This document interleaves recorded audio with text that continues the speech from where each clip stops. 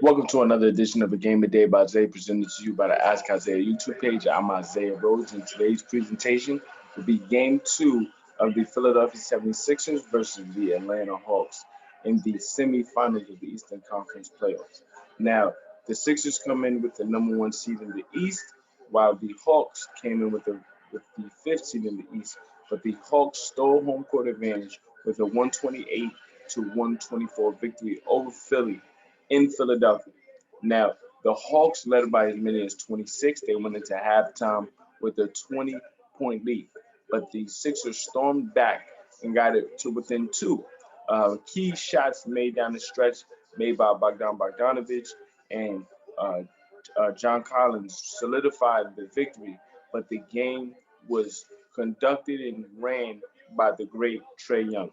This young guard is coming into superstardom before our eyes. He had 35 points in game one. Not only did he have 35 points, but again, he just ran the show to absolute perfection with 10 assists as well. He went 11 of 23. 25 of his 35 points came in the first half. The Sixers were able to trap him, get the ball out of his hands, and made it very difficult for the Hawks, specifically in the fourth quarter, in which they made their run. But the Sixers weren't able to get the quality shooting necessary to support Joel Embiid, who came out after missing one game with the slight meniscus tear. 39 points, 12 of 21 from the floor, 14 of 15 from the free throw line, 9 rebounds.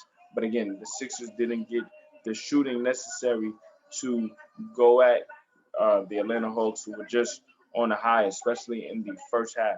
The Hawks shot 52% from the floor, 20 of 47 from three, 43% from three. The Sixers, on the other hand, they shot 55%, 10 of 29 from three. One of the areas that really hurt Philadelphia was the free throw line. 24 of 35 from the free throw line. And when you look at Ben Simmons, he struggled specifically from the line. And Ben had a quality game as well, 17 points. He shot 7 of 7 from the floor, but 3 of 10 from the free throw line. Those 7 free throws came back to haunt the Sixers late. Nevertheless, let's see how this Sixers team is able to adjust. And as they get the tip, Danny Green is able to steal it from Trey Young and gets out early with the slam. Now, Danny Green was the culprit that gave up the majority of Trey Young's points. He gave up 26 of Trey Young's 35 points on defense. Danny Green only had 4 points in game one. But today they switch up the matchup. Danny Green is guarding Bogdanovich, and Trey Young is guarding. Pardon me.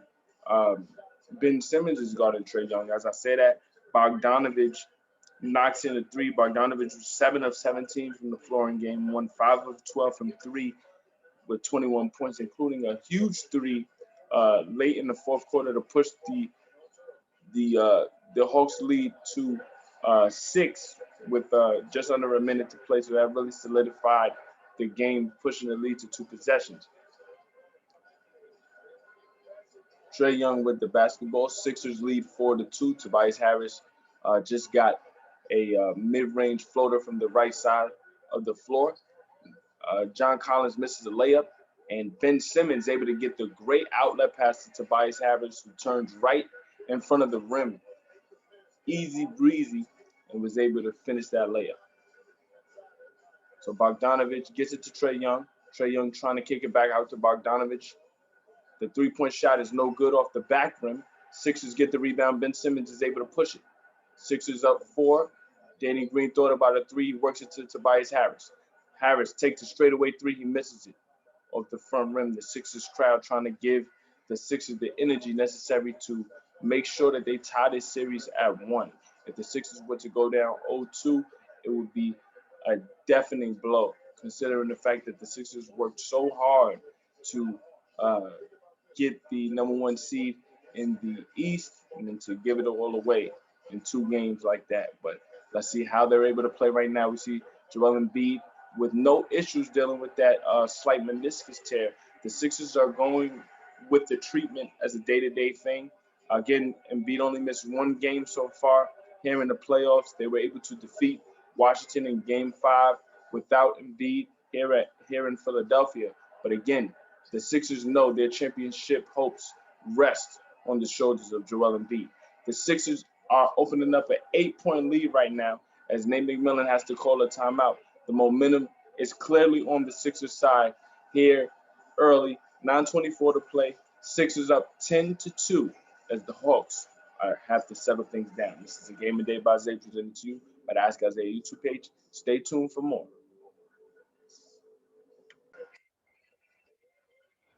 Welcome back as the Sixers lead the Hawks 10-2, 9:22 to go in the first quarter. The Sixers changed defensive matchup by putting Ben Simmons on Trae Young, and that's definitely changed the trajectory of this game so far. John Collins misses a mid-range jump shot, rebounded by Joel Embiid. He's trying to handle the ball against Clint Capella. He gets it across half court, works his way to the right wing. It's deflected out by Bogdanovich. I wasn't even able to get you the starting five for both teams for the Sixers: Tobias Harris, Seth Curry, Joel Embiid, Ben Simmons, and Danny Green. For the Hawks: Solomon Hill, Trae Young, John Collins, Bodan Bogdanovich, and uh, Clint Capella. So possession will stay with Philadelphia. Actually, the Hawks got a steal there, tried to save it uh, under the Sixers basket, but it went out of bounds. So the Sixers 5 of 6 so far from the floor, and as I say that, Tobias Harris gets a reverse layup going down the lane. So Sixers 6 of 7 from the floor. Tobias Harris already 8 points, 4 of 5 from the floor, while the Hawks are 1 of 8. Bogdanovich able to get a mid-range jumper, free throw line extended, working his way left, and was able to fade and finish that jump shot. Again, Bogdanovich with 21 points in game one, a huge three-pointer down the stretch to really solidify that game for the Hawks. The Sixers had got it to within 3 at that point. It was 118 to 115, and the Sixers just needed a stop. But as the shot clock was winding down, Kevin Huerter able to get it to Bogdanovich just as the shot clock was winding down. He knocked in the three at the buzzer. Embiid, free throw line extended jumper, rims out, offensive rebound attempt by Danny Green to keep it alive. Couldn't quite get the second hand on that rebound. So 12-4, Sixers lead with 8 minutes to go here in the fourth. Hawks with possession. Sixers have come out with a renewed energy. Solomon Hill for three. From the left corner, he misses a three. Ben Simmons over to Danny Green. Danny Green pull up three. He misses it horribly off the right side of the rim. I mentioned his 4 points he had in game one. Again, his responsibilities for the majority of game one was to guard Trae Young. The Sixers again have changed their defensive matchup with Ben Simmons guarding Trae. Bogdanovich almost got a 3-point opportunity off of a Hawks reload off the offensive rebound, but Tobias Harris gets the rebound. Sixers looking to attack Solomon Hill in the post. Hill can't stop Tobias Harris on that left block, able to spin baseline and finish with his left hand. So Sixers up 10, 14-4. Floater up. A floater was set up for Clint Capella. That's one of those ambiguous shots by Trae Young. It could be a floater or it could be an alley-oop. You never know.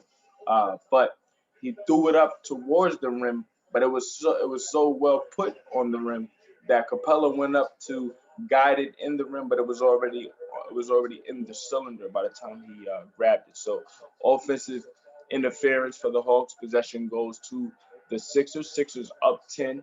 If you're head coach Doc Rivers, you're definitely encouraged by how the Sixers are performing right now. Definitely responding to a horrible start in game one. Danny Green looking to go to that left block, goes to Tobias Harris. Fadeaway jumper for Harris. Rims in. So Tobias Harris, who had a solid game in game one, he didn't perform well in that first half. I don't think any Sixer other than Joel Embiid performed well in that first half. But 20 points for Tobias in game one, 8 of 13 from the floor, 1 of 4 from three. He really picked it up in that second half to get the Sixers back into the game. 20 points, 10 rebounds, 3 assists, and 3 steals. Tonight, he's already in a different zone with 12 points here in his first quarter. And they look to go back to that left block. Instead, they go to Joel Embiid on the right block, guarded by Capella, dribble handoff to Seth Curry. Seth Curry goes baseline, trying to get the reverse. He finishes with the left hand.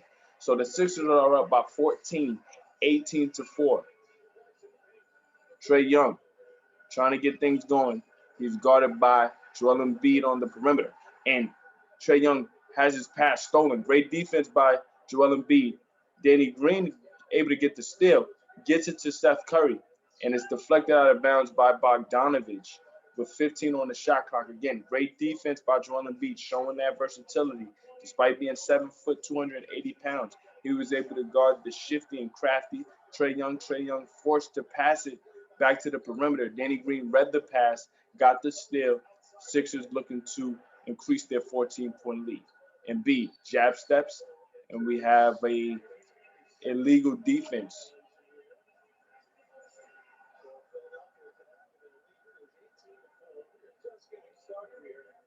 Sixers up 18-4, 5:56 to play. Matisse Thybulle, who was tasked with guarding Trae Young in game one, as well as Seth Curry, misses a free throw. The Sixers have to throw different bodies at Trae Young. Again, he's so crafty. His ability to shoot from unlimited distance. Again, his craftiness allows for him to set up others as a facilitator as well. He's a matchup nightmare, but the Sixers have the defensive prowess on the perimeter to make it difficult. In game one, he got everything he wanted specifically against Danny Green, and that got the Hawks team, a young Hawks team, in the rhythm, and their confidence just ballooned through the first 2 quarters.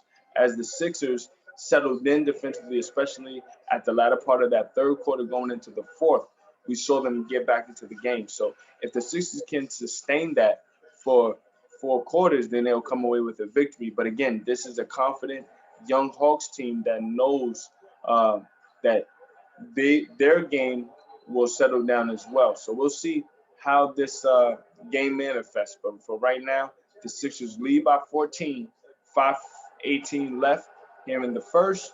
Joel Embiid actually misses a shot going against Clint Capella. It was deflected by Kevin Huerter, but the last touch goes off Embiid. So now they reverse the call and they give it to Philadelphia. 14 on the shot clock, possession will stay with the Sixers. They reversed this call at least 2 times already, but possession will stay with Philly. Embiid on the right block going against Clint Capella. Again, I mentioned his 39 points in game one. He kicks it out to Danny Green. Danny Green knocks in a 3. So if you're Danny Green, you're encouraged by seeing that 3 fall in game one. He was horrendous from 3, shooting a putrid 2 of 7 and 0 of 4 from 3. But when Danny Green starts to make threes, it's a barometer for the Sixers' success. And again, Danny Green is a championship pedigree player. He's been on 3 championship teams. He's played in 5 NBA finals. So, pardon me. Yes. No, he's played in 4 NBA finals across 3 teams, and he has 3 championships. So he definitely understands the ups and downs of the playoffs to be able to perform at high levels and then struggle at times to overcome that and come up big for his team. That is something that the Sixers will need here in game one, from game 1 to game 2, and he's doing so here in game 2 already with 5 points. He's playing solid defense, and the Sixers are up by 17. So we'll be back with more, as this is a Game of Day by Zay, presented to you by the Ask Isaiah YouTube page. Stay tuned for more. Welcome back, as the Sixers lead the Hawks by 17 here in the first quarter of game 2. The Hawks lead the series, drawing first blood 1-0, but the Sixers looking to respond. They've come out with great energy. They have a much more fluid offense as Seth Curry misses a mid-range jumper from the right block. But the Sixers' defensive schemes have changed. They've been much more physical with Trae Young. But the Hawks, with 4 straight points out of that timeout, Trae Young sets up an alley-oop for Clint Capella. So the Hawks now down by 13. The Sixers came out with Ben Simmons guarding Trae Young. That's definitely changed the offensive trajectory of the Hawks' uh, offense. But at the same time, again, this is a Hawks team that's very, very confident. So once they get comfortable and settle in, head coach Nate McMillan will definitely have this team well adjusted. And they've shown that over the course of this playoff so far, going against top tier defense in New York. The New York Knicks, one of the best defenses in this league, with multiple bodies to throw at Trae Young as well. But the Hawks definitely adjusted, and that's why they won that series. So this Sixers team can't get comfortable. They have to constantly be aggressive, have a sense of urgency, and look to close out this series. Trae Young trying to get into the paint, kicks it to Kevin Huerter. Kevin Huerter finds Tony Snell. Tony Snell with the floater, he misses it, and rebounded by Joel Embiid. Prior to that miss from Tony Snell, Seth Curry knocked in the three-pointer from the right wing, and this time Seth Curry sets up Ben Simmons on the flash down the lane. Seth Curry driving baseline, found Ben Simmons cutting directly to the paint, and Ben able to get a two-hand slam. Great closeout by Matisse Thybulle on Danilo Gallinari. And Kevin Huerter was able to get free of Danny Green. Great off-ball movement there by Kevin Huerter. And he was able to knock down a three from the left wing. Look at Joel Embiid trying to get to the paint. Had Tony Snell on. Tony Snell slipped just a bit. And as he slipped, Joel actually lost the ball. He had to throw it over Tony Snell's head, but he got fouled by Okongwu. Onike Okongwu into the game. Okongwu, definitely a rotation player for this Hawks team. Very, very young. This entire Hawks team is young, and they don't even have their full roster right now with DeAndre Hunter out with knee soreness, and also they don't have the services of Cam Reddish, who's been dealing with a sore Achilles for the latter parts of the season. But you look at this game right now, Sixers up 15, and Joel Embiid will be going to the free throw line for two, but the establishing players, Tony Snell must have caught an elbow. He's bleeding, so they have to stop the bleeding before they allow him to play. Tony Snell's definitely worked to become a 3-and-D player here in this league. As we look at Tony Snell take a shot to the mouth, inadvertent.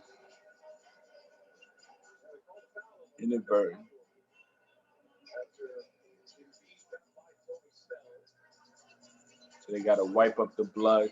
3:09 to play. Just to look at the team stats so far tonight. Again, this is the Sixers team looking to rebound and respond. When you look at what the Hawks have done in this playoffs, they've lived and died by the three. Tonight, the three-point line hasn't been on their side, but again, with the proficiency and range of this Hawks team from three, specifically with Trae Young, they're never out of any game. Right now, they're 1 of 6 from three, shooting 16%.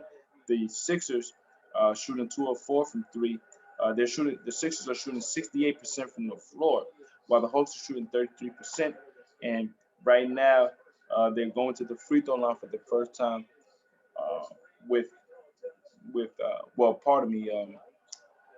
they've missed their first 2 free throws, so this might be an opportunity to make one. Embiid misses the first. He was 14 of 15 from the free throw line in game 1, which contributed to his outstanding offensive outing with 39 points.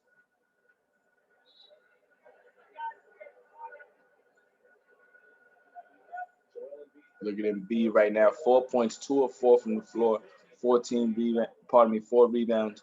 Again, if you're a Sixers fan or a Sixers enthusiast, as Embiid misses another free throw, if you're a Sixers fan, you understand the Sixers championships hopes are contingent on Joel Embiid. Great defense by Ben Simmons. I'll get back to that point in a second. As Trae Young looked to take a 30-footer, Ben Simmons just punched it out of the air. So Sixers able to get a stop. Joel Embiid fadeaway jumper. Can't get the finish over Okongwu, rebounded by Gallinari. Great defensive play there by Ben Simmons, as he's in the running for Defensive Player of the Year. But Gallinari attacks Danny Green on the crossover left to right, goes straight down the lane and finishes with a two-hand slam. So the Hawks getting in a rhythm, trailing the Sixers by 13. Ben Simmons, guarded by Gallinari, goes down the lane off the glass. The layup is missed. So the Sixers are getting prime opportunities to score right now, whether it be free throws or easy opportunities at the rim. They're missing. And Gallinari looking to set up teammates, finds Kevin Herter. Herter finds Trey Young on the left side of the court, gets it back to the middle, and we got a travel against Herter. Great defense by Matisse Thybulle. Uh, right now, the Hawks still trying to settle down offensively and get into a flow. The Sixers have come out and beat them to the punch to start, but the Sixers are going cold offensively, and they might need a different spark to continue the energy that we saw to start. There's some substitutions as George Hill, Tyrese Maxey come into the game. Maxey played a great game, especially trying to provide a spark for this Sixers team. Embiid attacking the baseline is fouled. He finishes with two. Will they count the and one? We will see. He goes baseline, is fouled by Herter, goes straight up, and finishes with two hands. The ref saying that the foul was on the floor. So Embiid will get two free throws. They don't count the dunk, but Embiid will get two free throws on his previous appearance at the free throw line. He went 0-2, so he'll look to right those wrongs. But again, back to my point about the Sixers championship hopes. Obviously, the prohibitive favorite right now is the Brooklyn Nets. The Nets have been able to dominate the Milwaukee Bucks and Boston Celtics here through the first 7 games of the playoffs for them. But when you look at what the Sixers have, the Sixers have Joel Embiid who can exploit the Nets inside. That can only happen if he's on the floor. That small meniscus tear that the Sixers are managing day to day is very, very sensitive.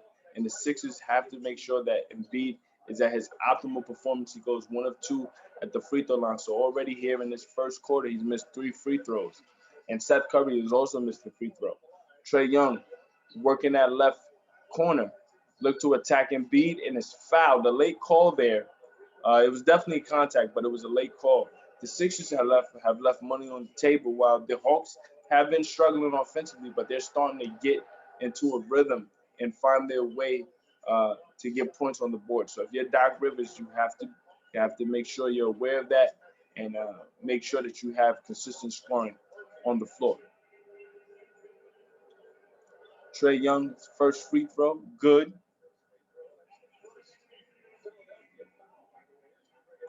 That foul by Joel Embiid, the first 76er foul here in this game with 1:35 to go here in the first quarter. So that's good. When you look at Trey Young through his first 6 games of his playoff career, shooting 45%, averaging 30 points per game, just under 10 assists, and the three-point shooting that we've seen, he's shooting 35% from 3, but he's making 3 threes per game. So the threat is always there. He's very comfortable with both matchups that he's seen so far. Tobias Harris just got a basket, so he continues his prolific scoring. But again, as a young player trying to find your way and become a star in this league, the playoffs is where you establish your reputation. So to see Trey Young along with other young players in this league like John Morant, obviously Luka Doncic's first playoff appearances last year, he's continued his dominant performance in the playoffs this season.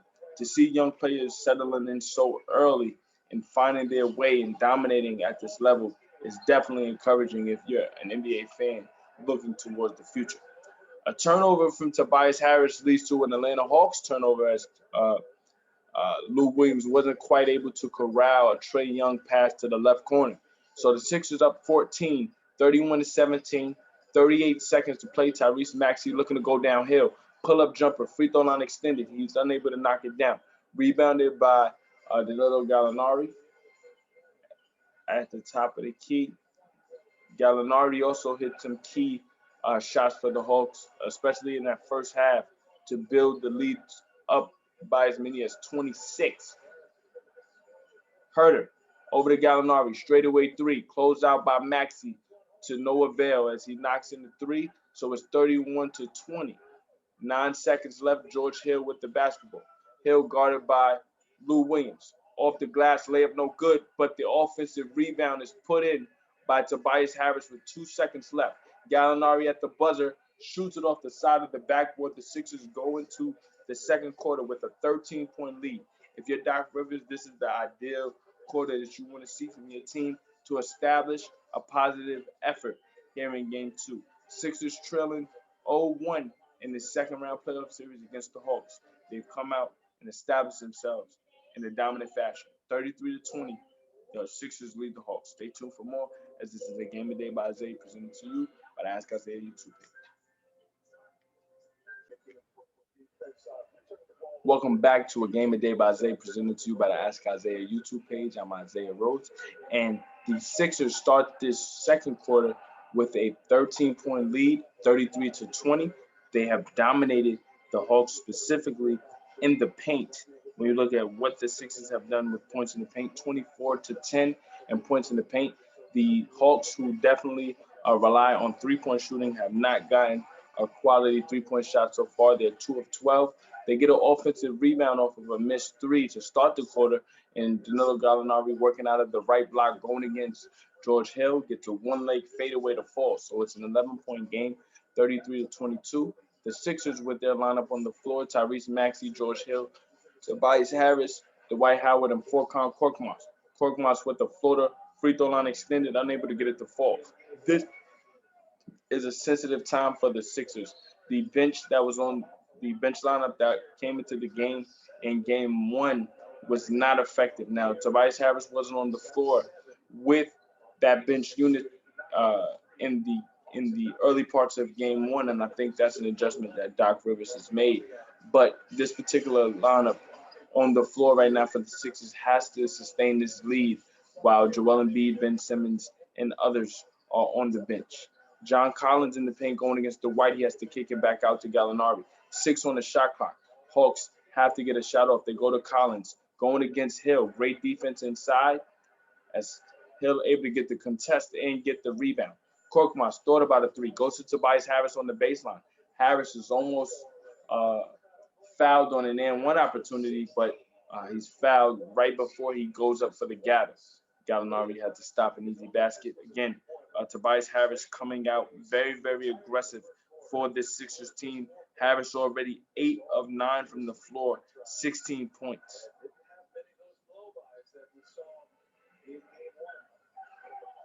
Maxey looking to set up Harris. Harris guarded by Collins. Looking to set up Korkmaz. 4 on the shot clock. Korkmaz has to get a shot off. Going against Lou Williams. 3-point shot for Korkmaz is an air ball. So a couple of these possessions for Philadelphia, not the ideal possessions you want to see to start a quarter. The Sixers have yet to score, and the Hawks, while they're still down, they're settling in and getting the type of quality shots that they want. Lou Williams looking for Gallinari, going against Maxey. 8 on the shot clock. 3-point shot for Gallinari is good. So now the Hawks trail by 8. Gallinari with 5 points here in the second quarter, 10 points overall, 4 of 7 from the floor. And as momentum is starting to shift, Doc Rivers called a timeout. 10:02 left in the second. Sixers up 8, but the Hawks are on at 5-0. Stay tuned for more. This is a Game of Day by Isaiah presented to you by the Ask Isaiah YouTube page. Stay tuned. Welcome back. 10 minutes to go here in the first quarter, and the Sixers have to adjust their lineup, putting Ben Simmons back into the game. Ben Simmons scores. Great setup there and play out of the timeout as Tobias Harris and Ben Simmons were put into the pick and roll action. And as Ben Simmons dumped it off to Dwight Howard had to adjust in the air and get it right back to Ben for the finish. Lou Williams looking to find Gallinari in the left corner. Good closeout by George Hill. And Gallinari, what an alley-oop setup for John Collins to finish. So back to an 8-point game, 35-27. Sixers lead. George Hill guarded by Kevin Huerter. The Hawks went on a mini 5-0 run to start the second quarter, forcing Doc Rivers to call a timeout. And George Hill has his shot blocked by Kevin Huerter. Great defense there by Huerter. George Hill wasn't really looking to make that shot. He was looking for a foul. Blocked by Huerter and led to a two-hand slam by Huerter. So now it's a 6-point game, 35-29.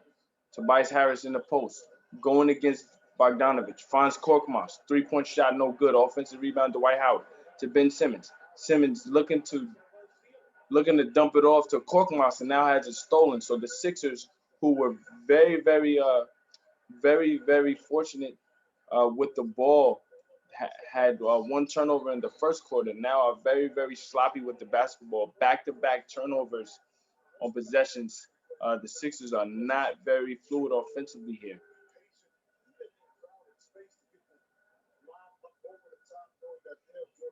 Look at John Collins. John Collins came up huge in that first game against Philadelphia.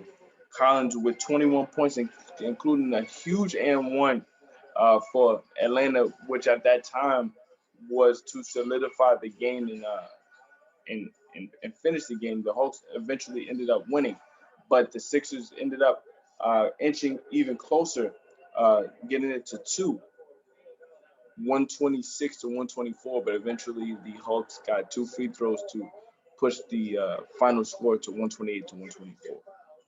Gallinari is fouled by Tobias Harris. So if you're Doc Rivers, this is the worst type of second quarter that you want to see right now. The Hawks outscoring the Sixers 9-2. 9-2 with more point opportunities to come. Gallinari makes the first free throw, 8:14 to play, and now the Sixers bring in Seth Curry and Joel Embiid. So the only bench player on the floor right now is Furkan Korkmaz.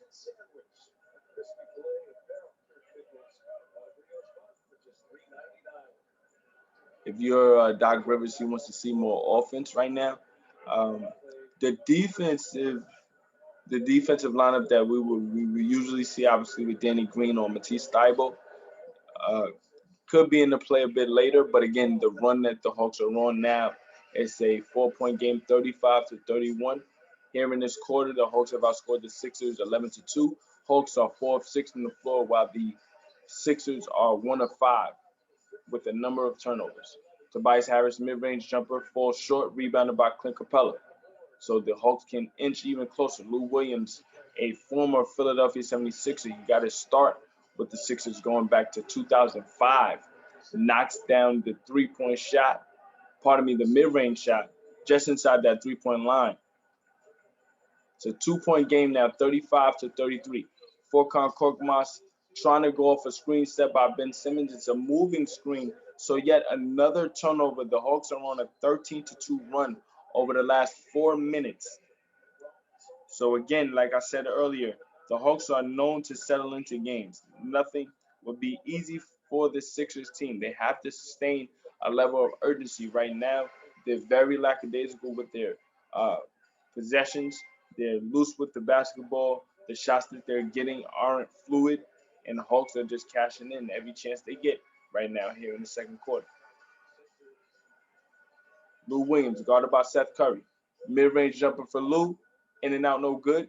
Offensive rebound goes to the Hawks. Great tap out there by Capella to save the possession. 8 on the shot clock for Bogdanovich, guarded by Danny Green. And Bogdanovich trying to dump it off to Capella. Capella was anticipating an offensive rebound, and Bogdanovich wanted to get the dump off.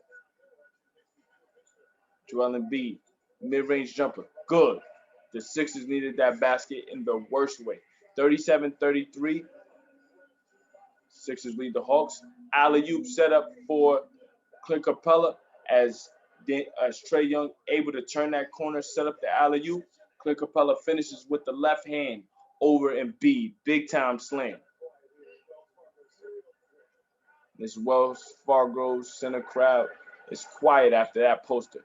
Embiid looking to go right back, gets a dunk of his own and stares Capella in his eyes. Good response for Joel Embiid. Trae Young looking to respond. Big time three. He misses it. Ben Simmons looking to get out and run, and he's fouled by Trae Young. Trae Young tries to stop the fast break. So we look at the alley-oop set up by Trae Young. Perfect pass as Embiid tried to stop the alley-oop. Capella finishes the dunk, and B goes right back, straight up his chest, and finishes with the right hand. And B looking to go right back at Capella. The Hawks send the double team with Lou Williams, a soft double team. The fake pass by Embiid gets Lou Williams to pause just a bit. The fadeaway by Embiid, no good. Hawks get out and run. Good closeout by Danny Green. Sixers make a soft trap. Great deflection by Danny Green. And Green looking to set up Tobias Harris at the rim. Great effort there by Danny Green to save that initial outlet pass. It was going out of bounds, but he saved it just in time, right to Tobias Harris, who kept running with him and was able to get that finish. So Sixers on a quick run to open up a 6-point lead. An alley-oop opportunity for Capella was there, but it's deflected by Ben Simmons. Seth Curry for three, knocks it down. So good competitive response by the Philadelphia 76ers as the Hawks got it to within two. It was 37-35, but the Sixers have gone on a 7-0 run to increase their lead to 9. 44-35, the Sixers have forced the Hawks to call a timeout, so we'll be back. 5:36 to play. This is the Game of the Day by Isaiah, presented to you by the Ask Isaiah YouTube page. I'm Isaiah Rhodes. Stay tuned. Welcome back. 5:27 to go here in the first half. The Hawks pushed the Sixers and got it to within two, 37-35, but the Sixers have responded with a 7-0 run to increase their lead back up to 9. John Collins looking to get inside for Capella. Great defensive closeouts by Philadelphia on this defensive possession, and it forces a 24-second violation. So if you're Doc Rivers, that's the type of defense you need to see if this team is going to make any run here in the Eastern Conference playoffs. When you look at what the Sixers have done defensively, specifically with Ben Simmons being one of the front runners for Defensive Player of the Year. You also have Matisse Thybulle, one of the great defensive specialists in this league, and then you have defensive. I would say really balanced defensive players like Danny Green and Tobias Harris.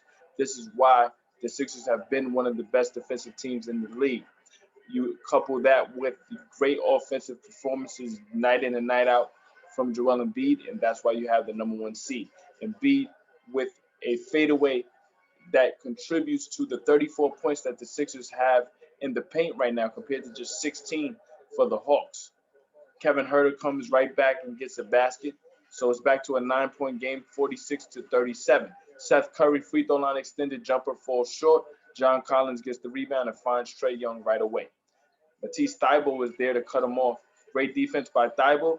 And again, Trae Young draws a foul. Now, Doc Rivers campaigned just a bit a couple of days ago, speaking about referees allowing for his perimeter players, in particular, Ben Simmons, to be physical with Trae Young. Trae Young obviously is very, very crafty. Not the fastest, but he's quick and he knows how to maneuver around the rim.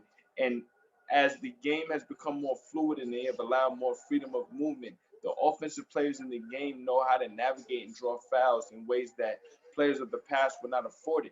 With that said, the players in this generation defensively have had to adjust and move their feet, play defense without touching, and it's made it very, very difficult at times, specifically when you're dealing with the playoffs, when you have to be more physical and have a sense of urgency defensively.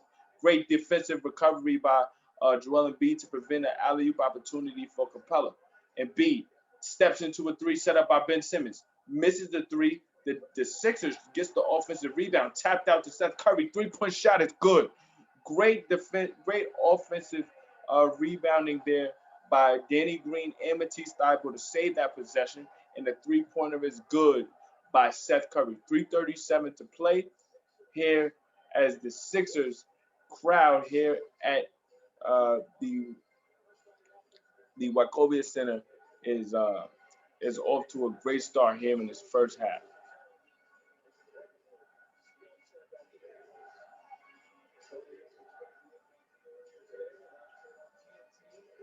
John Collins almost had a turnover there. And we got a foul against Joel Embiid. Embiid looking to cut off John Collins. We look at this previous fadeaway from Joel Embiid going against Clint Capella. And then right after that, he had a jumper on the baseline. This Sixers team, again, is playing with much more urgency in Game 2. Game 2, they needed to respond as the Hawks came out and really got everything they wanted there in that first half. The Sixers had to respond in the second half to make it a game. But here in this Game 2, they've come out with a sense of urgency. They played hard. They played tough. They've attacked the paint. And as I say that, Joel Embiid almost had a dunk at the rim. But they're going to call an offensive interference as Embiid dunked it home. It looked as if Capella pushed the ball out of the rim, but it might have been Embiid. Embiid dunked it home. I'm not quite sure why they called the interference there. Nevertheless, though, Hawks to get possession, 2:50 to play. Pardon me, I said the Wachovia Center. It's the First Union Center. That shows you what generation I come from. Actually, when I became a Sixer fan back in the late 90s, it was actually the First Union Center and became the Wachovia Center. Since then, it's become the Wells Fargo Center. So Hawks able to get a basket from Trae Young is 51-42. Tobias Harris going against Bogdanovich. Great defense by Bogdanovich to stay vertical without fouling. Harris misses the mid-range jump shot. Bogdanovich has a shot blocked by Danny Green. Sixers can't save the possession, though, as Danny Green blocked it out of bounds. So 51-42, we approach 2 minutes to go here in this first half.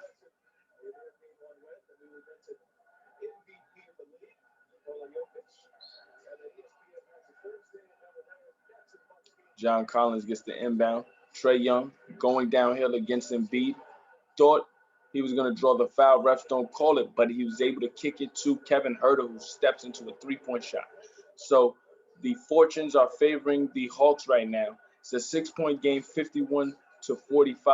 Danny Green skip pass over to Seth Curry. Three-point shot, good. So good competitive response from the Sixers to get the 3 points back. Big three and great pass from Danny Green over to Seth Curry in that right corner. So it's 54-45. Trae Young over to Collins. Collins with the floater, good, as Embiid wasn't able to close out in time. Embiid steps into a three, knocks it down. Big three for the Sixers. So back and forth we go. It's a 10-point game again for the Sixers, 57-47. And we got a goaltend as Trae Young going downhill on the right side. Embiid wasn't quite able to get to the rim right in time. So as the ball was going in the basket, Danny Green looked to slap it off the backboard, but the ball was already in the progress of going down. Embiid going against Gallinari. We get a offensive foul. Good way to sell it there by Gallinari. And we got a technical foul against Gallinari, against Embiid.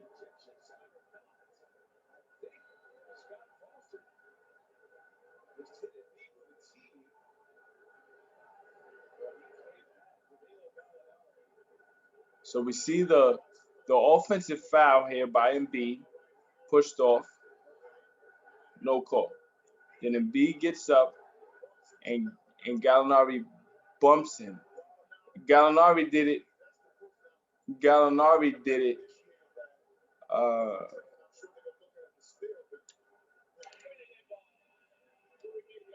Okay, so Gallinari did it incidentally. He didn't do it on purpose. At least that's what it looks like. As Gallinari is getting picked up by John Collins off of the ground, the momentum of him getting picked up by Collins bumps Embiid. So Embiid gets the technical foul because he responds by pushing Gallinari.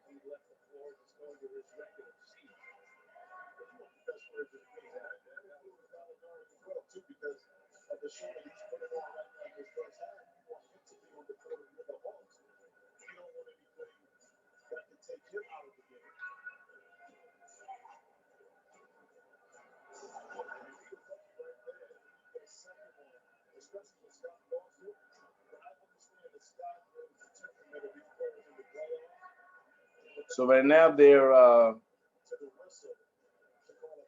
reviewing it.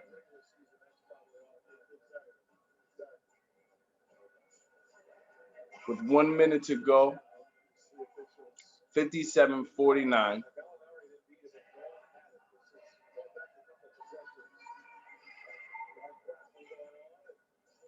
And two possessions prior, when Steph Curry knocked in his three from the right corner, on the box out, Gallinari actually pushed Embiid.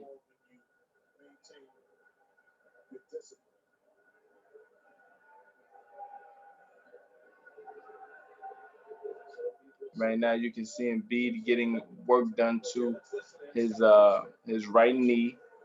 They're definitely going to manage that.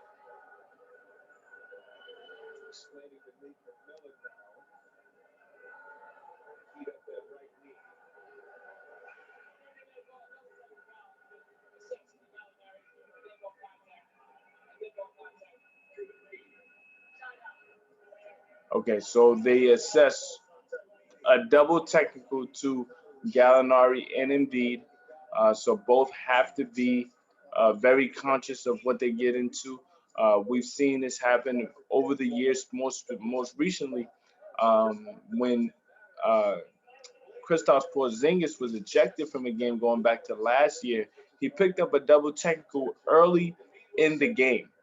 Uh, Things subsided, and then later in the game, when there was an issue with Luka Doncic, Porzingis came to the aid of Luka, and because of that particular dust up, he picked up a technical.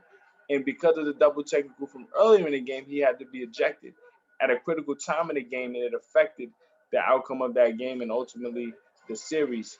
So Embiid definitely has to be conscious of that. The Sixers force a turnover, miss a layup as Seth Curry wasn't able to respond. And when you miss a layup, what happens? What tends to happen? There tends to be a swing. So a missed layup by Seth Curry leads to a Kevin Huerter three, and that 5-point swing gets it to a 5-point game for the Hawks, 57-52. 18 seconds to go in the game, 9 on the shot clock.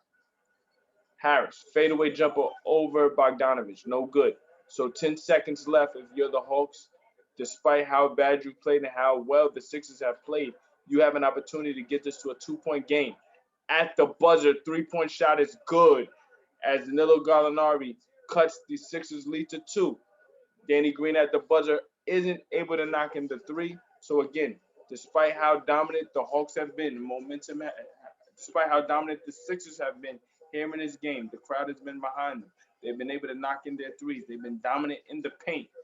The Hawks have hung around. They're developing that confidence. They've settled in. The Sixers went into this second quarter up 13. Now they go into the half only up by 2. 57-55. If you're the Hawks, you're in the perfect position to steal this game too. We'll be back with more as this is a Game of the Day by Isaiah presented to you by the Ask Isaiah YouTube page. I'm Isaiah Rhodes. Stay tuned. Welcome back as we start this third quarter.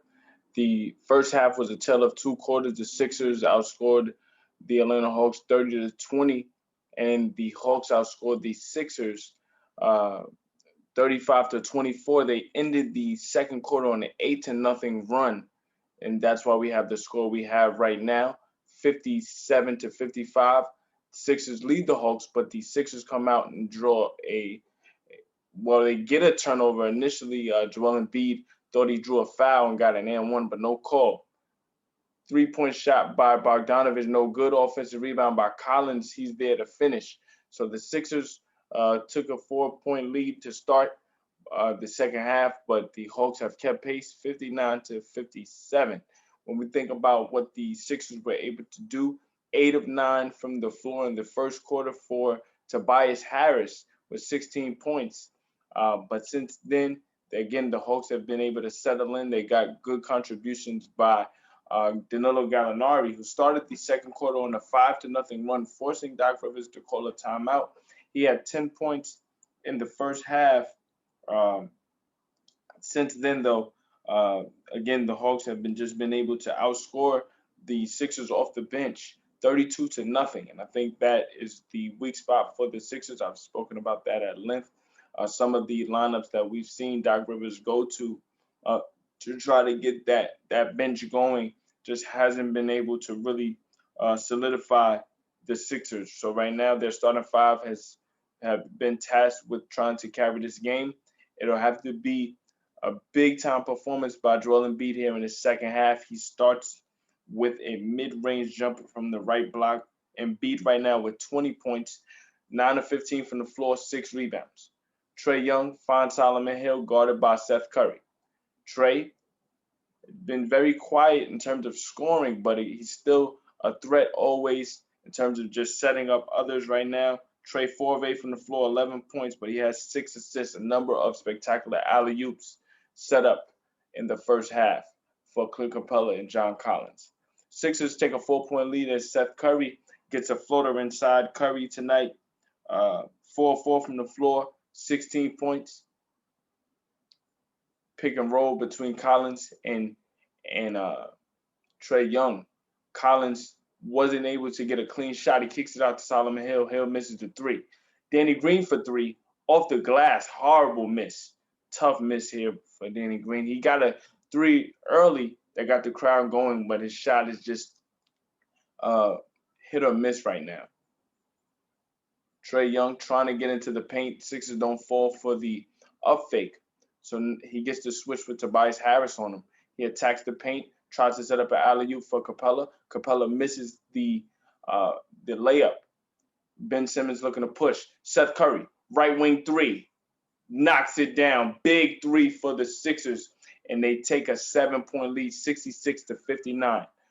9 minutes to go here in the third. So every time the Hawks inch closer, the Sixers respond in kind with a run of their own just to keep some separation. Trae Young draws a foul. It'll be a foul against Ben Simmons. We'll see whether it's on the floor or it'll be 3 free throws. We look at this great pass set up by Ben Simmons to find Seth Curry on a dime. Big time 3. Big time 3 for Seth Curry. But we have to, okay, so they said the foul's on the floor.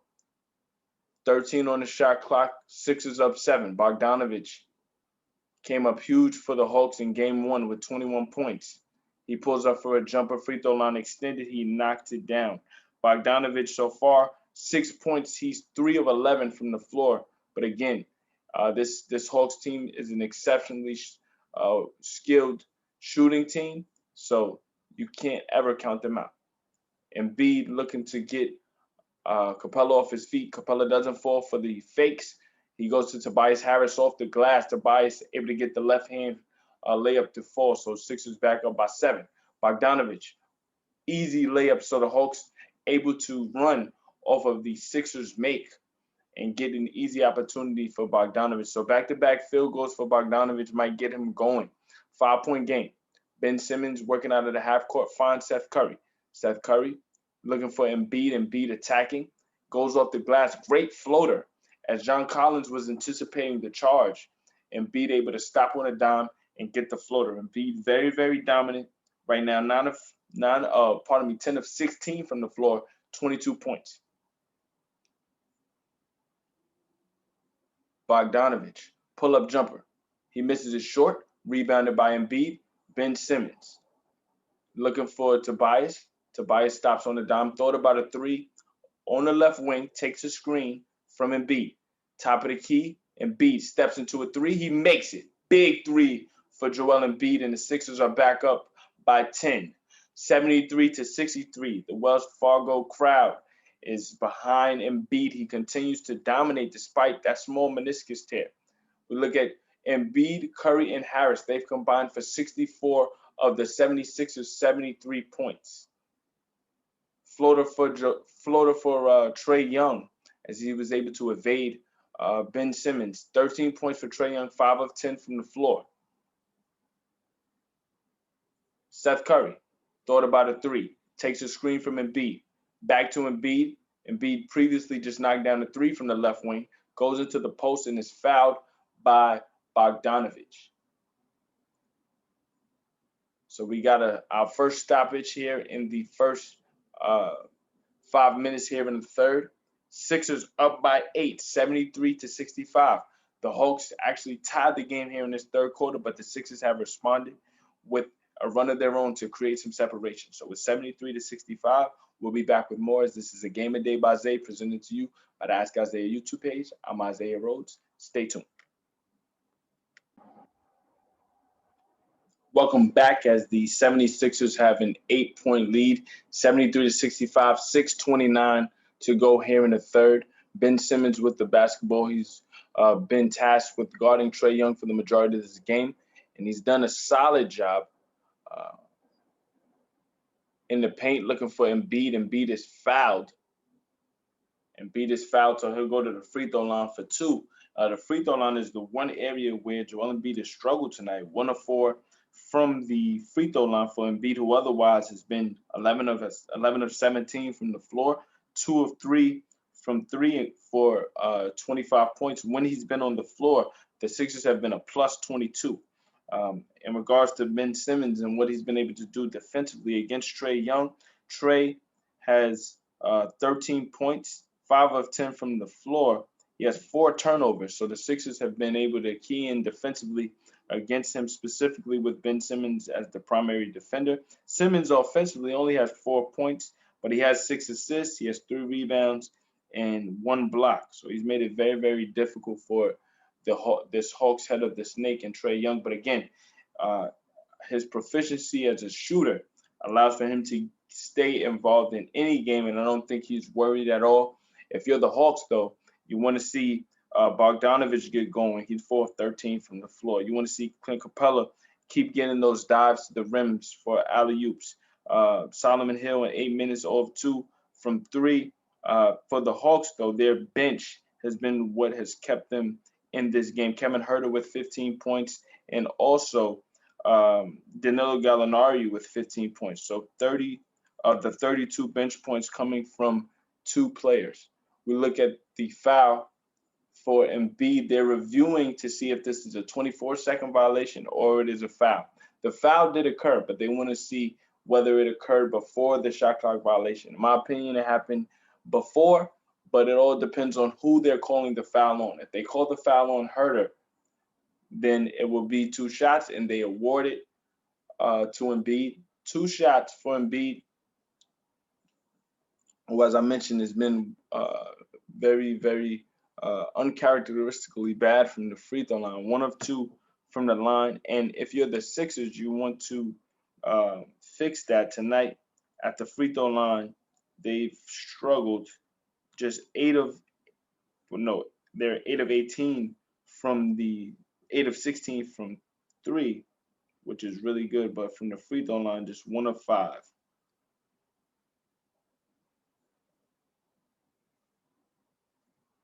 Seth Curry, though, if you're Seth Curry tonight, 5 of 5 from 3, 7 of 11 from the floor for Seth Curry, 19 points. So Embiid makes both free throws, pushing the Sixers lead to 10. The largest lead for the Sixers tonight has been 18. That was in the first quarter. Seth Curry guarding Huerter. Huerter with 15 points, pulls up for the jumper, gets an and 1. So he's in the flow offensively. Seth Curry couldn't get the block. He tried to contest and get a block, but he couldn't get the stop. So Huerter takes the contact, stops on a dime. Contact on Huerter's elbow. Huerter able to get the and 1. One of the areas of dominance for the Sixers early in this game was points in the paint. But since then, the Hawks have closed the gap. Now it's just a 6-point difference, 42-36. Also, we have to look at turnovers. The Sixers have forced 11 turnovers for the Hawks. 12 turnovers for the Hawks. The Sixers have gotten 19 points off of those turnovers. So that's worked in their favor. Um, for the Sixers, they're starting to get Embiid going at the free throw line. He draws a foul on Bogdanovich with 5:43 to play. So this is an area where Embiid can catch a rhythm without having to expend that much energy, going to the free throw line, getting easy points for his team. That first one, he kind of guided that first free throw when it looked as if he wasn't sure if it was going in, but it went in. So again, the free throw line area in which Embiid has thoroughly utilized throughout his career to get points for the Sixers. They've gone to him to get easy opportunities. I think more so than anything this season, he hasn't played for the foul. Yes, he's going to the free throw line a lot, but he's played to get and ones more often this year. And I think that's worked to his advantage as opposed to years previous when he would get tired, he would play for the foul. And if the referees didn't call the foul, it would affect his offense. Kevin Huerter in a zone right now. He attacks the paint going right, anticipates Embiid coming to close out, stops on the dime and fades away. It goes off the back rim, hits the top of the backboard and drops in. So it's a 7-point game, 77-70. Embiid going against Capella, has him going all which ways, spins back to the left baseline and fades away off 1 foot. He misses it. Trae Young trying to set up Capella for an alley-oop. It's there. So again, although Trae Young not getting shots up, he's very, very active in the paint, setting up others. Capella gets the majority of his offensive plays in the half court off of alley-oops from Trae Young. Trae Young leads the league in assists off of drives. So we see the impact that he has in setting up Capella. Tobias Harris mid-range jumper is good. That's a jumper that he needed and the Sixers desperately needed to keep their lead at 3 possessions. 79-72. We approach 4 minutes to play here in the third. Bogdanovich, guarded by Seth Curry. Pull up for 3. He makes it. So big 3 for Bogdanovich to cut the Sixers lead to 4. The Sixers have to continue to score because the pressure is on. The Hawks are in a rhythm. The Sixers defensively have to increase their urgency, but until the Hawks go cold, they have to continue to score. Tobias Harris in the post can't get the finish. Rebounded by Capella. Good tap out there by John Collins. And we see Bogdanovich, right corner 3. He knew it was in as soon as it left his hands. So it's a 1-point game again. Hawks have responded 79-78, 3:46 to play. The Sixers understand the severity and significance of this game. You don't want to go down 0-2 at home. We saw it in the first round when Dallas went up 2-0 against the Clippers on the road, but the Clippers were able to sustain, have mental fortitude, and come back and win that series in 7 with home court advantage. The Mavericks actually won 3 games on the Clippers home court, but they weren't able to get 1 win at home, and the Clippers were able to finish out the series in Game 7 at home, despite the valiant efforts of Luka Doncic. Trae Young has an opportunity to do the same thing here in round 2. If the Hawks are able to steal Game 2, they can go home with an opportunity to finish out the Sixers if they finish this game tonight and take a 2-0 lead. Sixers up by 1, 79-78. Doc Rivers calls a timeout, so we'll be back. This is the Game of the Day by Isaiah, presented to you by the Ask Isaiah YouTube page. I'm Isaiah Rhodes. Stay tuned. Welcome back. 3:30 to go here in the third quarter. Seth Curry comes out of that Sixers timeout, misses his first 3-pointer of the game, and the Hawks have an opportunity to take their first lead of the game. The Sixers have led by as many as 18 in the first quarter. Since then, the Hawks have chipped away slowly but surely. The Sixers have responded at every run that the Hawks have made and got their lead back up to double digits as this game has gone on. But again, the Hawks are not going away. Embiid misses a mid-range jumper from the left wing. Now the Hawks have an opportunity to take the lead. 79-78, Sixers lead. Seth Curry guarding Kevin Huerter. Huerter's had an exceptional game with 18 points, Foul called against Seth Curry trying to fight over the screen.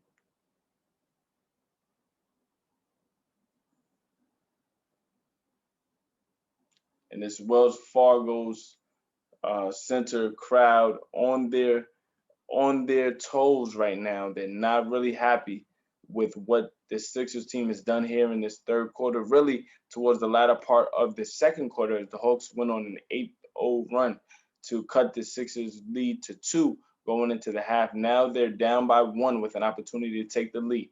2:40 to go. All of the pressure is on the Sixers, and Trae Young draws a foul.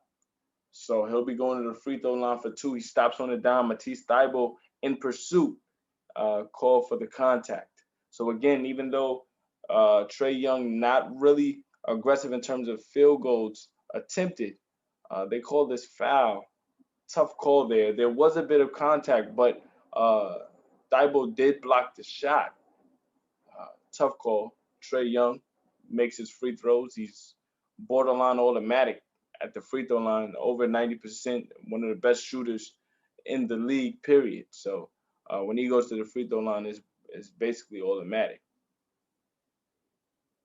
Trae makes both free throws, and the Hawks take their first lead of the game, 80-79, 2:41 to go here in the third. Do the Sixers have a run that can take some pressure off of them offensively? Shake Milton into the game.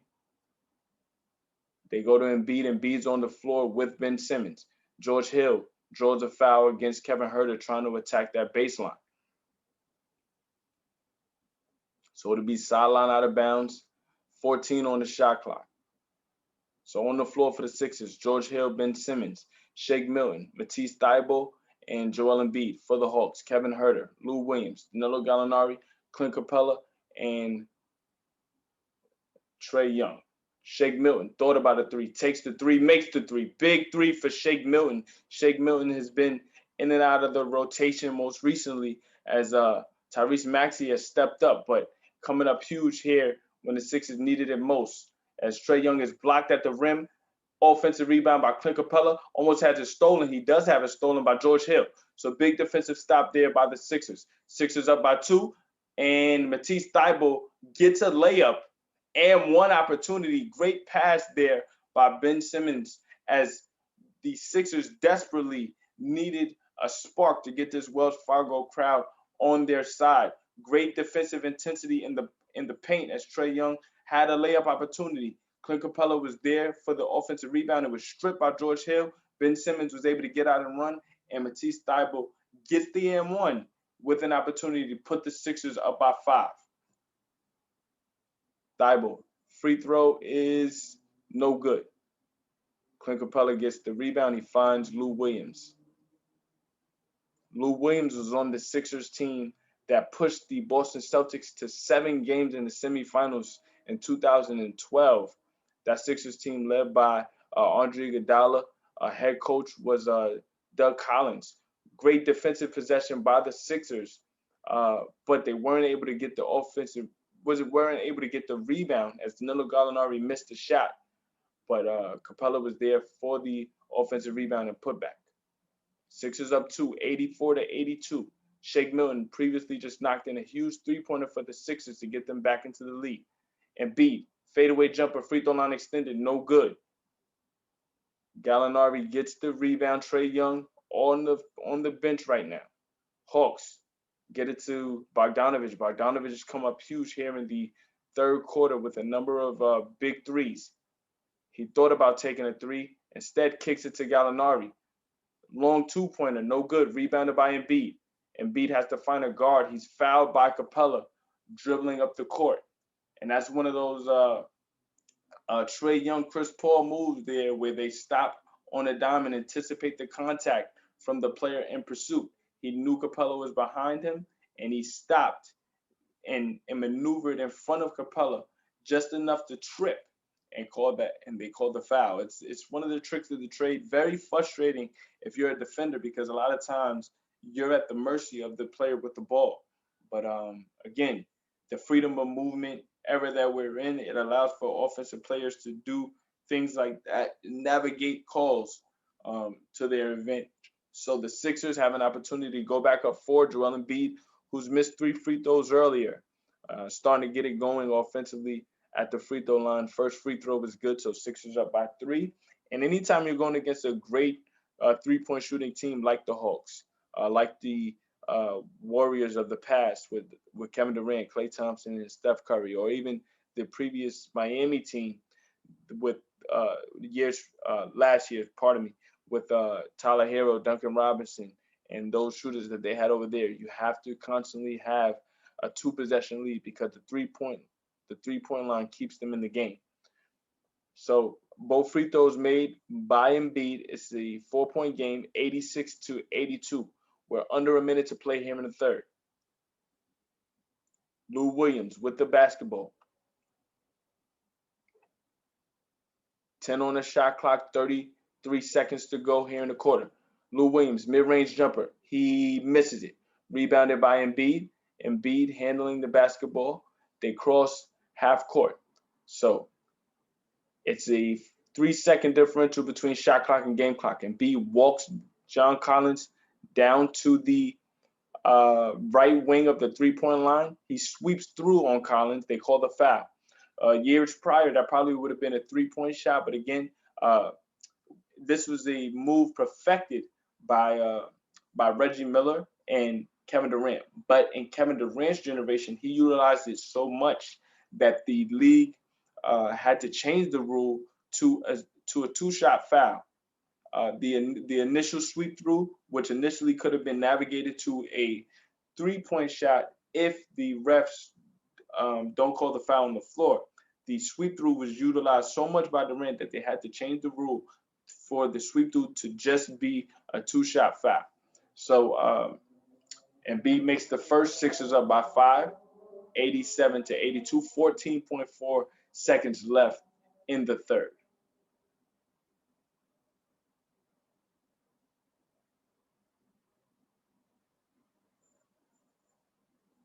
Second free throw for Embiid will give, if he makes it, the Sixers can go up by 6. He does make it, so it's 88-82.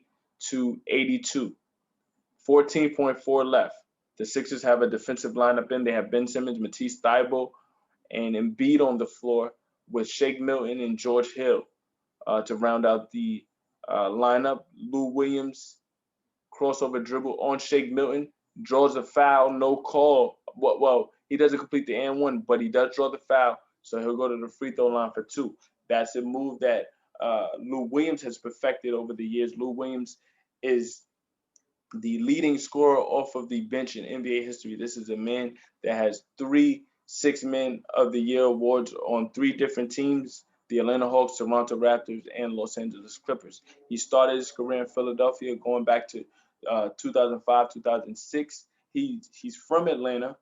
He spent the first 6.5 years with the Sixers. His mentor coming into the league was Allen Iverson. He definitely drew a lot of experience and knowledge from him. And since then, he's going on to become a scorer extraordinaire, especially off of the bench. Tyrese Maxey with 4 seconds left gets it to Shake Milton. Shake Milton for 3, knocks it down at the buzzer. Big 3 for Shake Milton and the Philadelphia 76ers, as they have felt the pressure from this Atlanta Hawks team, understanding the significance of this game. The sense of urgency has been there all night long, as the Hawks, who definitely are playing with house money. They won game 1. If they're able to steal game 2, then icing is on the cake and they go back home with an opportunity to sweep.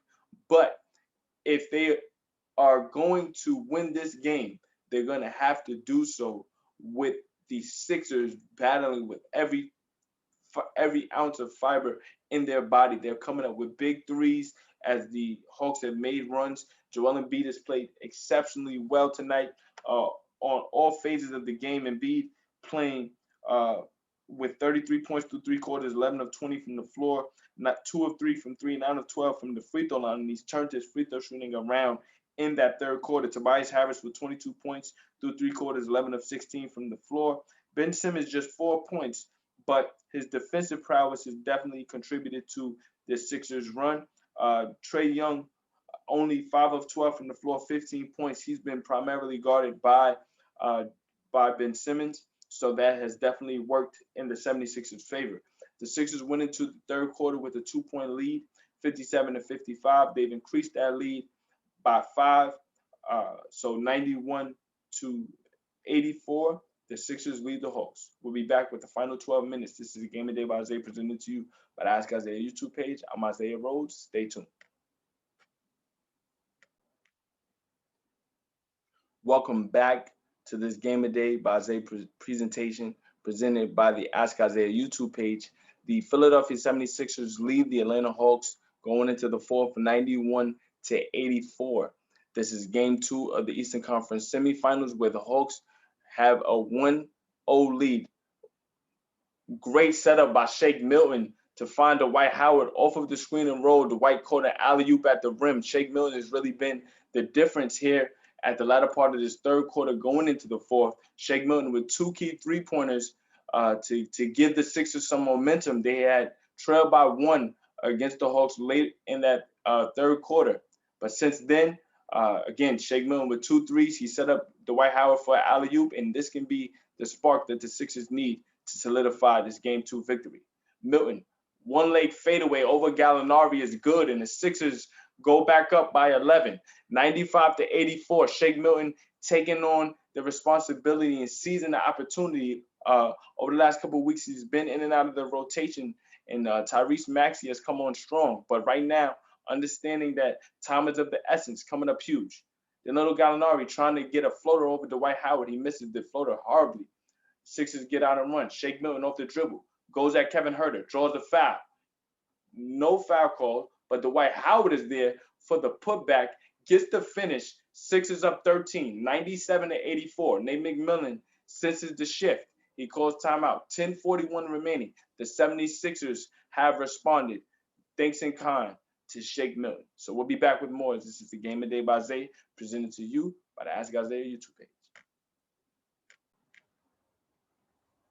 Welcome back, as the Sixers have taken a 13-point lead, 97-84. As I say that, George Hill completely obliterates the dribble handoff between John Collins and Bogdanovich. The Sixers are on an 11-0 run right now. They're up 99-84. Big time defensive possession here by the Sixers to continue the momentum that was created by Shake Milton. Shake Milton with 8 points. He's just been very, very active. He knocked down 2 3-pointers at the end of that third quarter to give the Sixers a 7-point lead. And not only did he do that, but he's setting up assists. He's attacking the paint, and he's just very, very active. He takes a 3 at the top of the key. Big 3 for Shake Milton. The Sixers tied their largest lead of the game at 18. Shake Milton in and out of the rotation. I've said that ad nauseum over the last couple of possessions. But again, just his activity and seizing the moment right now, coming up big. Sixers up 18, 102-84. He steps into that 3 with confidence. The momentum is on his side, and that's why we see this Wachovia, the Wells Fargo Center, on their feet. 9:34 to play. Lou Williams draws a foul on Shake Milton. He gets Shake in the air and goes directly into him for the contact. Any defensive player who is guarding elite scorers at this point in the game, you have to anticipate that players will definitely use up fakes and try to jump into you for the contact. Referees will always give the advantage to the offensive player, no matter how unnatural the motion is. It's not a natural shooting motion, but the offensive player will always get the call. So it was a 2-shot free throw. Lou Williams made both of them. So it's a 16-point game now. We approach 9 minutes to play. Tobias Harris off the dribble going against Kevin Huerter. Mid-range jumper from the baseline, no good. But the offensive rebound is there for Dwight Howard. He couldn't finish, but he draws a foul. Tobias Harris went straight up to finish, but they called the foul against the Hawks, fouling Dwight Howard. So Dwight will go to the free throw line for 2. And this is the area where the Sixers will have to worry, especially if the Hawks elect to go to the Hacker Dwight or Hacker Ben strategy where both struggle from the free throw line. The White's first free throw is good, so if you want to try that right now, it's not working. The White makes the first, which definitely benefits the Sixers in any capacity, considering that he's a bad free throw shooter historically. Second free throw for Dwight on the way. The Sixers have responded uh, valiantly. The Hawks had taken a 1 point lead at the latter part of that third quarter. It was 79-78, and Shake Milton came on strong with a huge 3 pointer to get. Part of me was 80-79 when Shake hit the three, put the Sixers back up by 2, and since then they've been rolling. It's 104-86. Trae Young back in the game. He takes a three at the top of the key, misses it. Great closeout there by Matisse Thybulle. And at this point, with Trae Young's range, the closeout didn't really matter, but you still got to give that effort. Shot from Tobias Harris trying to go across the lane, couldn't quite get a clean shot. Trae Young trying to find John Collins. Collins attacking the lane, looks for Kevin Huerter. Step back three for Huerter is no good. Offensive rebound by John Collins, though. He puts the put back in, so it's 104-88. The Sixers have the lead by 16, but it's over 8 minutes to go. The Sixers have to maintain this sense of urgency. They have to take care of the basketball and get efficient shots. George Hill attacks, kicks it to Shake Milton. He steps into a three. He makes the three. Shake Milton right now is in the zone, and that's what the Philadelphia 76ers need, especially off of the bench. Shake Milton with 14 points, 4-4 from three. John Collins looking to respond, misses a three. Big rebound by Dwight Howard. So the Sixers up by 19, their largest lead of the game. Shake Milton steps into another three. A heat check, he misses it off the back rim. But again, it's a heat check that he needed because he has definitely opened up this game for Philadelphia. Another foul drawn by Trae Young against Matisse Thybulle. I don't quite know what you can do, especially in pursuit defensively. If you're in pursuit of Trae Young and he stops on a dime, anticipating the contact, what can you do? The only thing that benefits the Sixers right now is that this is a 2-shot foul. If you're Trae Young, who rarely misses a free throw, he misses the first. You need the free throw line to get you in a rhythm. He's struggled from the field, but again, with a 3-point line to his at his in his arsenal, he definitely will always utilize that to get back in any game. He goes 1 of 2 at the line, so it's an 18-point game, 107-89, 7:34 to play. Timeout on the floor. We'll be back with more. This is a Game of Day by Zay, presented to you by the Ask Isaiah YouTube page. I'm Isaiah Rhodes. Stay tuned. Welcome back as the 76ers lead by 18, 7:25 to go here in the fourth. Matisse Thybulle, straightaway three. He misses it off the front rim. Tough miss there. It was a good shot, but if you're the Hawks, that's the person you want to shoot the ball. Bogdanovich takes a three. He misses it off the back rim. Dwight Howard, strong rebound. And the Sixers definitely need his presence, especially to solidify this bench unit on the interior. Shake Milton coming on strong off the bench helps the Sixers. They were in desperate need of a spark off the bench. George Hill off the glass is able to get it just over the outstretched arms of Clint Capella, and they now take their largest lead of the game at 20, 109-89. And we got a moving screen against Clint Capella. We look at this fourth quarter, the Hawks are 1 of 9 from the floor, while the Sixers are 7 of 12. And now, with 6:43 to play, Philadelphia gets Joel Embiid a well-needed rest to come in and finish this game. Embiid tonight, again, very, very dominant, 11 of 20 from the floor, 33 points, and he's been able to crash the boards as well with 11 rebounds. George Hill, guarded by Huerter, stops on a dime, gets it to Embiid. Embiid drives the baseline, takes it up against Capella, and Capella has to foul him. So again, I spoke about this earlier. With Embiid going to the free throw line, it gives him an opportunity to get points on the board without expending any energy. It allows the Sixers to get those points on the board while setting up their half-court defense. And at the same time, you put the opposition in foul trouble. Now Embiid tonight, 9 of 12. He missed 3 free throws early in the first quarter, and I jinxed him just now. He had gotten going. He was 1 of 4 in the first quarter from the free throw line. Since then, he hadn't missed until that free throw there. So he's 9 of 13.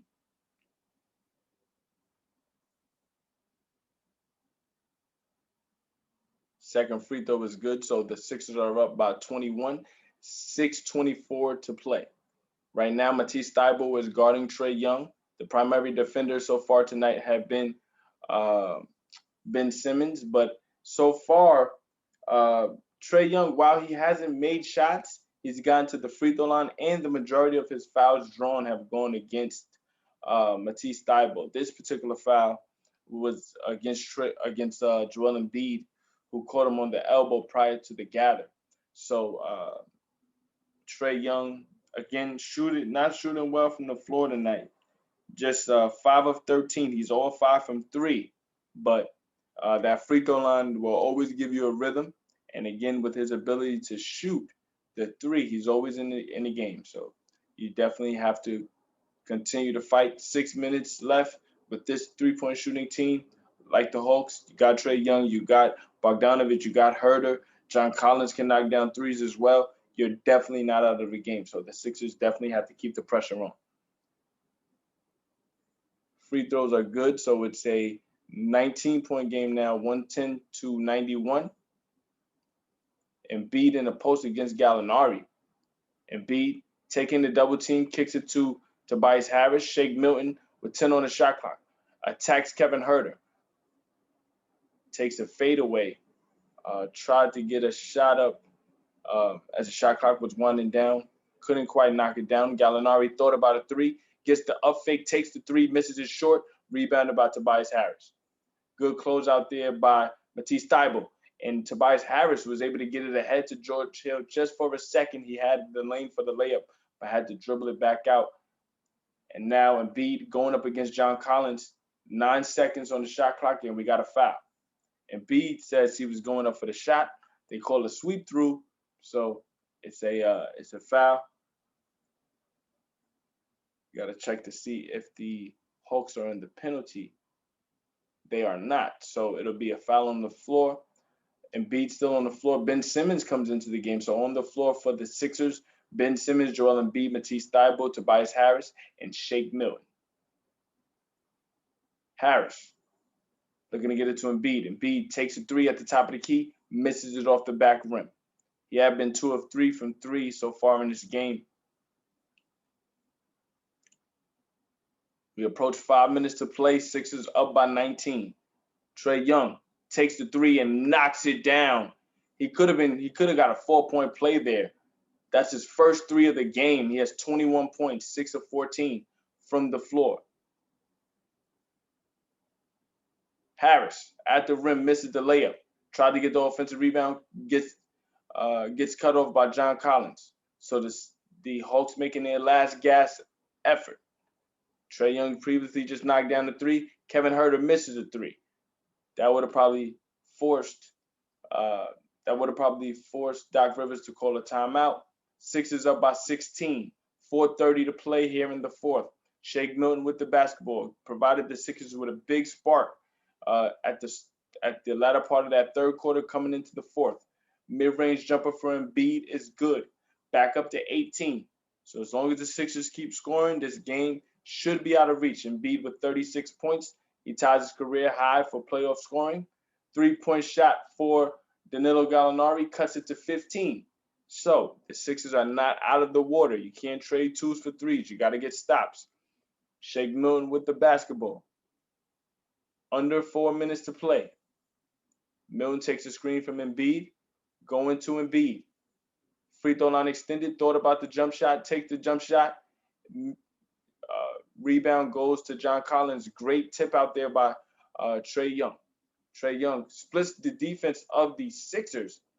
And we get a block by Matisse Thybulle. He goes to Embiid. Embiid is fouled by John Collins to prevent an easy basket. So Embiid will go to the free throw line to look to get a career high.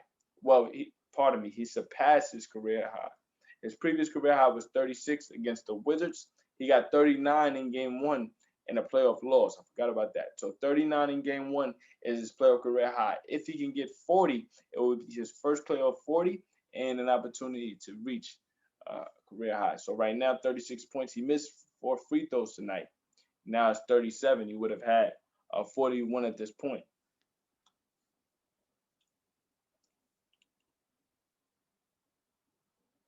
First free throw was good, and now Shake Milton heads to the bench. Regardless of what the results of this game are, player of the game has to be Shake Milton. Shake Milton provided the spark necessary for the Sixers to get the separation. Milton tonight, 5 of 18, 5 of 8 from the floor, 4 of 5 from 3 with 14 points, 14 big points, including uh, those 2 3-pointers at the end of the third to give the Sixers the spark necessary to get the crowd behind them and give them the momentum to finish this game. Stay tuned for more, as this is a Game of Day by Isaiah, presented to you by the Ask Isaiah YouTube page. I'm Isaiah Rhodes. Sixers lead the Hawks 114 to 97. 3:36 remaining.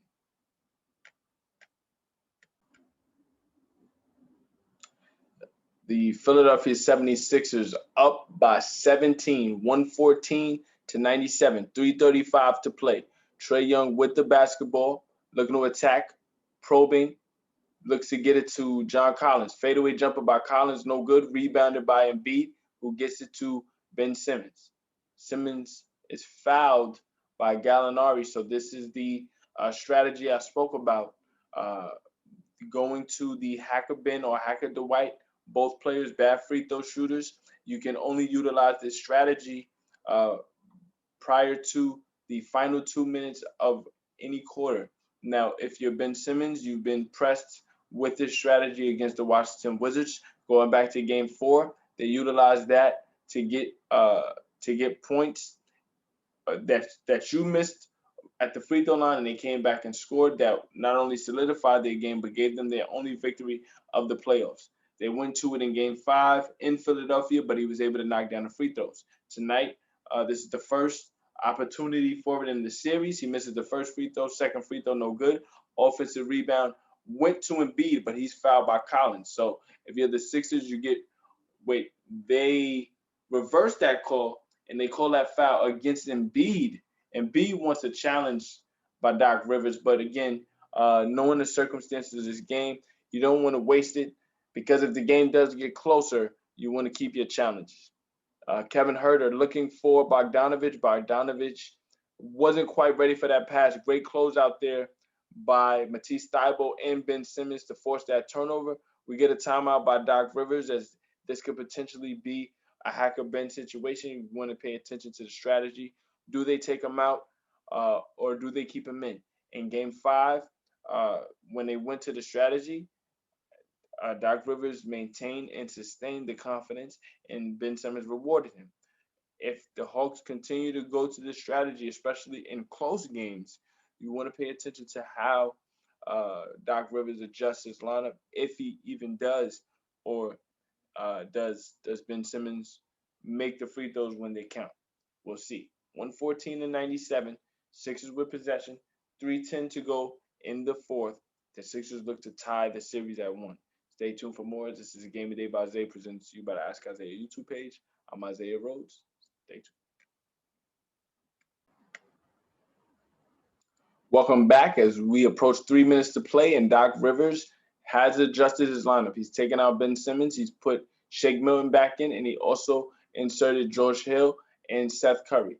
So this is a great shooting. Lineup on the floor. If the Hawks want to resort to this, they will have 1 more minute left to even try it, but Ben Simmons isn't on the floor for it to work. As I was saying that, Joel Embiid got a fadeaway to fall, so he's gotten his first playoff 40. Sixers lead 116 to 97. Trae Young misses a 3. Sixers look to respond with a basket. Again, Joel Embiid with his first playoff 40 takes a 3 as the shot clock was winding down. Wasn't able to get it to fall, but the Sixers up 116 to 97. Trae Young looking for Gallinari. Going against Embiid, he takes the 3. He makes the 3. So tough shot there by Danilo Gallinari. The Hawks crack 100, although this game is out of reach. they can look to try to find anything to draw momentum going into game 3, which will be Friday. It'll be Friday night at 7. So we'll be here to cover that.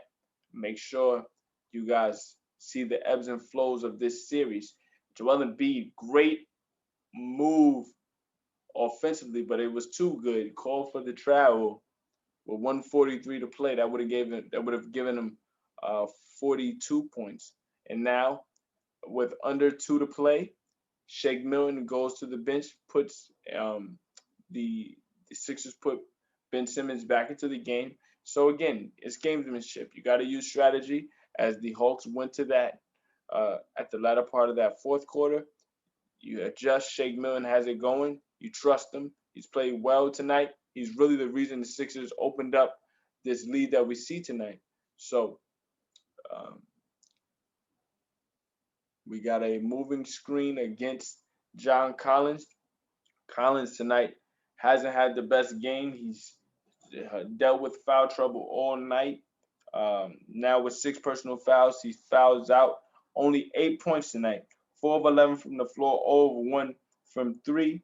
He's had 10 rebounds, 2 blocks, but offensively he just wasn't able to get it to go. He wasn't able to get it going. Tonight also, Trae Young, 6 of 16 from the floor, 21 points.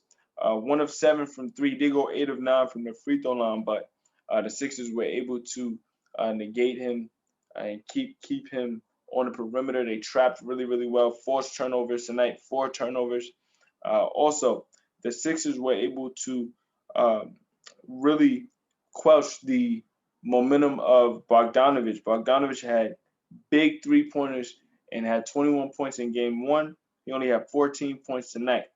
6 of 16 from the floor as well, 2 of 6 from 3. So combined shooting threes between Young and Bogdanovich, they were 3 of 13.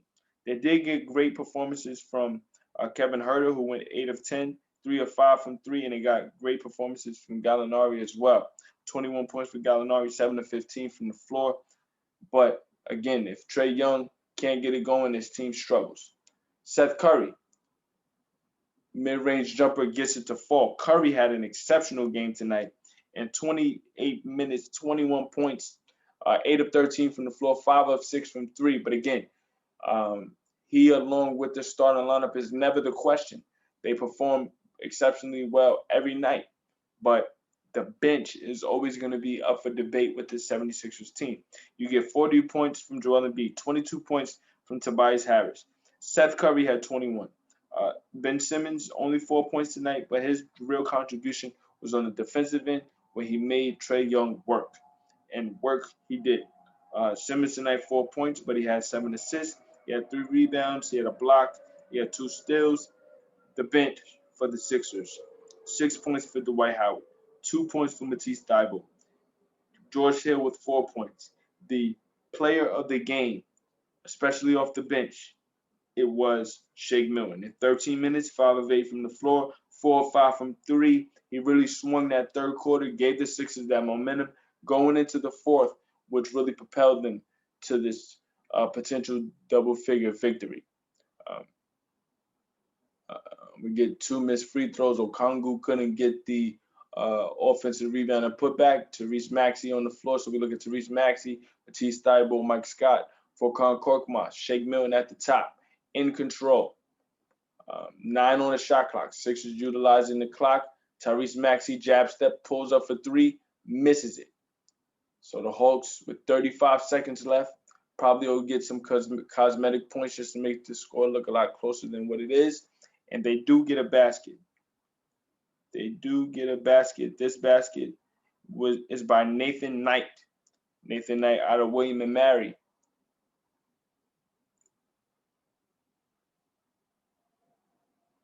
"17 seconds left. The Sixers able to hold court.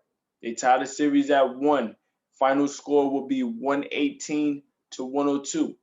Unfortunately for the Hawks, fortunately for the Hawks, they did steal home court advantage with that first victory. So even if they wouldn't have won this game, which they're gonna eventually lose, they were playing with house money. Series tied at 1. Now they have an opportunity to hold court at home and take a 3-1 lead if they win both at home. Game 3 will be Friday, so both teams will have time to travel. They'll get time to prepare, and we'll have Game 3 in Atlanta with high expectations. This Hawks team will definitely shoot better at home, so the Sixers definitely have to be prepared and their defensive principles. Doc Rivers definitely adjusted defensively. In Game 1, he had Danny Green as the primary defender on Trae Young, and Trae Young got it going from start to finish. But in Game 2, the primary defender was Ben Simmons. Ben Simmons' size, speed, and physicality definitely made it difficult on Trae. He was able to defend without fouling for the most part. Matisse Thybulle was also a compliment defensively to Ben Simmons. Matisse gave a great effort as well, but he couldn't defend without fouling. The majority of the fouls that Trae Young got, especially his shooting fouls, were against Matisse Thybulle, and that's what got Trae Young 8 of his 21 points at the free throw line. Nevertheless, though, in 38 minutes, the Sixers held Trae Young to 21 points, 6 of 16 from the floor. He had 11 assists. You can't take the assists away, but it's how the assists come.